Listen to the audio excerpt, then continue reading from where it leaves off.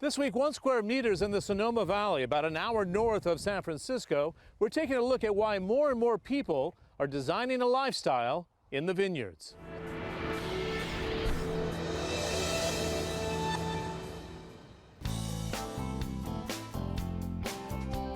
This is a region of the world where the grape is king, where time seems to slow down, and the focus is on eating, drinking, and living well.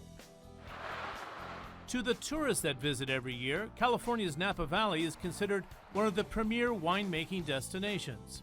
But for those seeking to live life amongst the vines, Napa's next-door neighbor, Sonoma, holds more appeal for those seeking something a bit more low-key. There's a little bit of a rivalry, too, between Napa and Sonoma when it comes to big cities and having such an amazingly different culture compared to living in San Francisco. That's feasible in less than an hour away is really magical. Carol Copeland was seeking an escape from her big city life as a tech attorney. In 2011, she bought an old farmhouse in Sonoma Valley with 4 hectares of vines and is now producing 1,000 cases a year. Well, the first thing, of course, I think that people are buying into is to have this whole notion of like living in wine country, which is all about getting some rest and relaxation and being in wine country.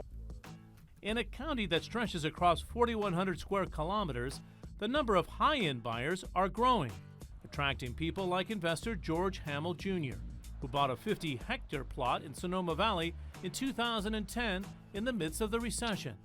The growth has only continued. Sales of houses in the $1 million to $3 million range doubled between 2012 and 2014 to more than 450 properties last year.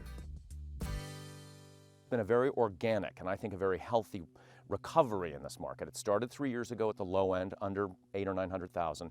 Now we have a lot of competition, up to $2.5 million. Wow.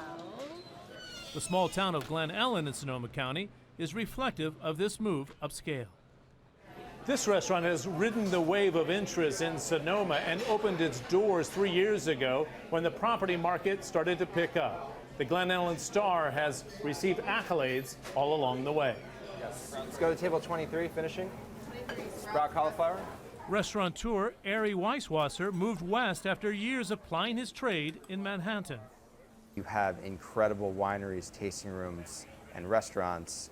All of the beautiful agriculture, from the cheese making to the duck eggs to the bantam chicken eggs, is pretty local. Few places in the world offer the option of a vibrant lifestyle at such a relatively low cost for the area, especially so close to tech hotspots like San Francisco and Silicon Valley. I love wine, and I've always had this romantic ideal about what it would be like to have a wine label.